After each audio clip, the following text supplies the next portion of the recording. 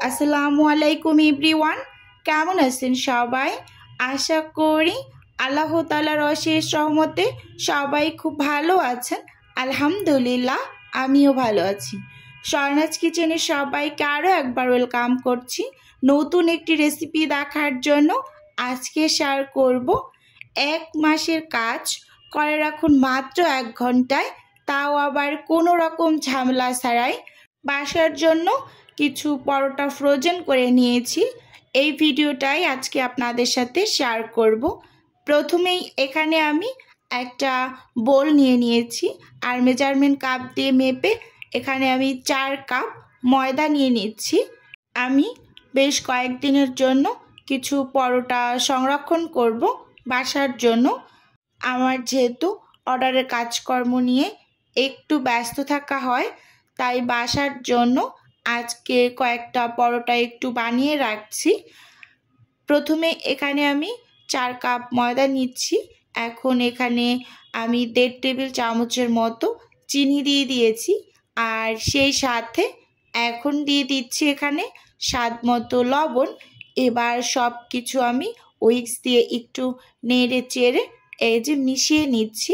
খুব ভালোভাবে একটু মেশাতে হবে, এতে করে যদি ময়দার ভিতরে কোনো দলা দলা শক্ত অংশ থেকে থাকে তাহলে সেটা শুকনো অবস্থায় ভেঙে যাবে। এবার এর মাঝে আমি দিয়ে দিচ্ছি গুঁড়ো দুধ।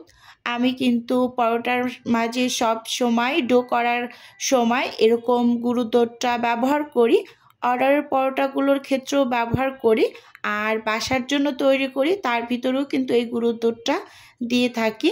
এবার হচ্ছে আমি ময়াম করে নেব।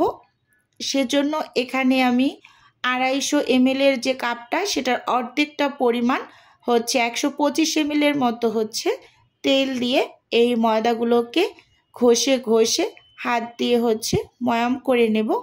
আর এই ময়াম করার কাজটা কিন্তু একটু ভালোভাবে করতে হবে। স্কিনে লক্ষ্য করলেই বুঝতে পারবেন যে আমি তেলটাকে ময়দার সাথে ঠিক কীভাবে ঘষে ঘষে ময়াম করে নিচ্ছি। আমি কিন্তু বন্ধুরা এখানের একটুখানি ভিডিও স্কিপ করিনি, পুরো ময়াম দেওয়ার এই ভিডিওটুকু পুরোটাই আপনাদের সাথে শেয়ার করেছি। ভালোভাবে তেলটা ময়দার সাথে যখন মিশে যাবে একেবারে ময়দাগুলো ঝুরঝুরে হয়ে যাবে। আর দেখতেই পাচ্ছেন ময়দাগুলো কিন্তু অনেকটাই ঝুরঝুরে হয়ে গিয়েছে। আর একসাথে যখন হাত দিয়ে মুঠ করবেন তখন ময়দাগুলো যদি একেবারে দলা হয়ে যায় বুঝতে হবে যে পারফেক্টলি ময়াম করা হয়েছে ময়দাগুলো। তারপর কিন্তু ডোটা রেডি করে নিতে পারবেন।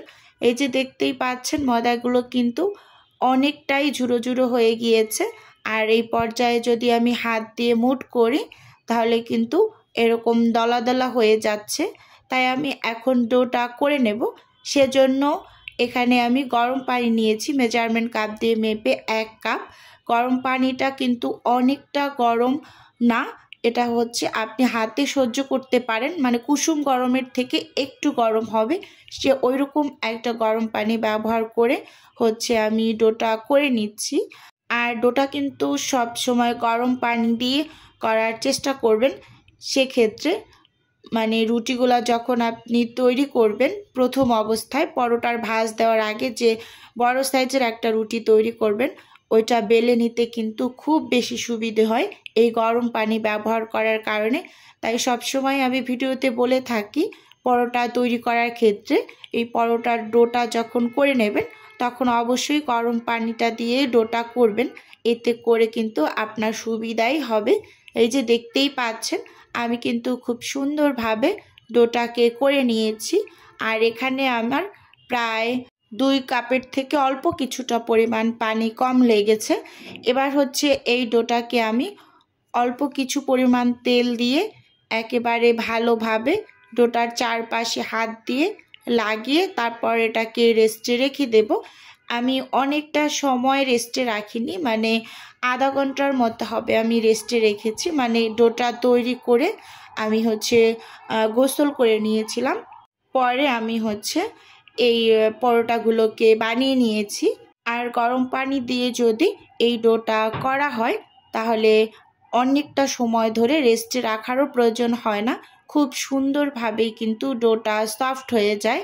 এবার হচ্ছে এটাকে আমি সাইডে রেখে আধা ঘন্টা পর হচ্ছে ফিরে আসছি। এবার হচ্ছে আধা ঘন্টা পর আপনাদের আমি ডোটাকে একটু দেখিয়ে দিচ্ছি। দেখুন ডোটা কতটা পরিমাণ সফট হয়েছে। একটু হাত দিয়ে 1 থেকে 1.5 মিনিটের মতো মথে তারপর এখান থেকে আমি ছোট ছোট করে লেচি কেটে নেব। আসলে আমি সবসময় অর্ডারের জন্য পরোটাগুলোকে মেপে তারপর হচ্ছে বানিয়ে থাকি, যেহেতু এগুলো আমি বাসার জন্য তৈরি করব সেজন্য আমি হাতের আন্দাজ করেই কিন্তু লেচি বের করে নিচ্ছি, দেখতেই পাচ্ছেন। আর লেচিগুলোকে কিন্তু একটু বড় সাইজ করে তৈরি করছি, মানে একটা পরোটা খেলেই যাতে পেট ভরে যায় এরকম করেই মানে হচ্ছে বানিয়ে নিচ্ছি।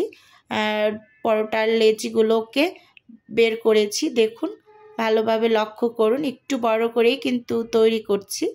আমার এখানে মোট হচ্ছে 13টা লেচি হয়েছে। আমি একটু বড় বড় করে তৈরি করছি, বললাম না বাসার জন্য যেহেতু বানাচ্ছি। এখন এগুলোকে আমি একটু সাইডে রেখে এখানে পরোটার ভাজের ভিতরে দেওয়ার জন্য একটা মিশ্রণ রেডি করব। এখানে আমি হচ্ছে আন্দাজ করে 5 থেকে 6 টেবিল চামচের মতো হবে রান্নার রেগুলার তেল নিয়ে নিয়েছি। আর সেই সাথে এখানে আমি হচ্ছে কর্নফ্লাওয়ার দিয়ে দিচ্ছি। এখানে আমি হচ্ছে 1.5 টেবিল চামচের মতো হবে কর্নফ্লাওয়ার তেলের সাথে যে খুব ভালোভাবে একটু নেড়ে চেড়ে মিশিয়ে নিচ্ছি। এই ভাজের ভিতরে তেল আর কর্নফ্লাওয়ারের মিশ্রণটা যদি ব্যবহার করা হয় পরোটাগুলো ভীষণ মুচমুচে হয়। এবার পরোটাগুলোকে আমি বানিয়ে নেব।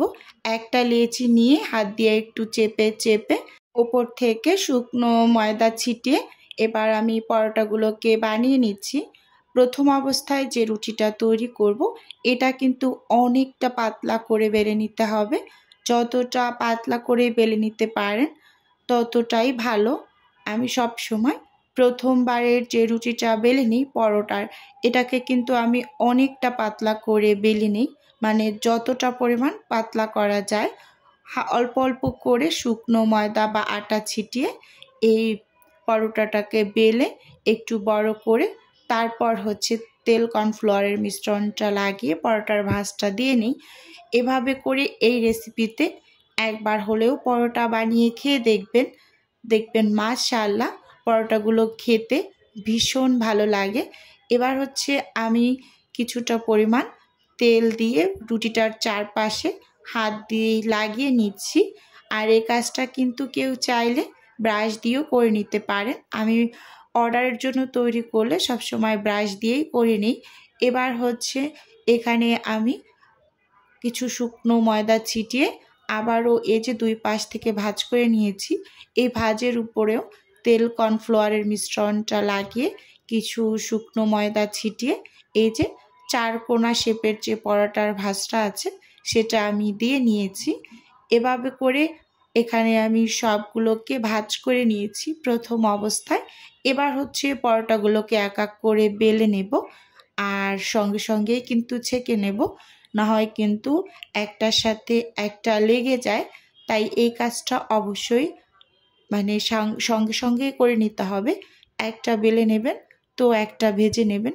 এভাবে করে হচ্ছে পরোটাগুলোকে বানিয়ে দীর্ঘদিন আপনি সংরক্ষণ করে রেখে দিতে পারেন। যেহেতু আমি ম্যাক্সিমাম সময় একটু ব্যস্ত থাকি, মানে আমার ঘর সংসার প্লাস ছোট্ট একটা বিজনেস আছে আমার, সেখানে টুকটাক কিছু অর্ডার থাকে, তো সবগুলোই যেহেতু আমি নিজে হাতে রেডি করি এজন্য আমি একটু সময় বের করে আমার সংসারের কাজের ফাঁকে পরোটাগুলোকে একটু বানিয়ে তারপর সংরক্ষণ করে রাখছি। এবার হচ্ছে পরোটাগুলোকে কিন্তু আমি ছেঁকে নিচ্ছি, একটা একটা করে বেলছি আর পাশে কিন্তু আমি আবার হচ্ছে এক হাতে ছেঁকেও নিচ্ছি। এই যে দেখতেই পাচ্ছেন এভাবে করে কিন্তু প্রত্যেকটা পরোটাকে আমি বেলে নিয়েছি আর আরেক হাতে কিন্তু আবার ছেঁকেও নিয়েছি সঙ্গে সঙ্গে। এভাবে করে হচ্ছে পরোটা ফ্রোজেন করে রাখি আমি বাসারগুলো। এবার হচ্ছে আমি একটা পরোটা একটু ভেজে আপনাদের সাথে শেয়ার করব। এই যে তাওয়াটা কিন্তু প্রথম অবস্থায় ভালোভাবে গরম করাই আছে। এবার একটা পরোটা কিন্তু দিয়ে এই যে হাত দিয়ে আমি একটু চারপাশে একটু ঘুরিয়ে ঘুরিয়ে নিয়েছি। এবার উল্টে দিয়েছি।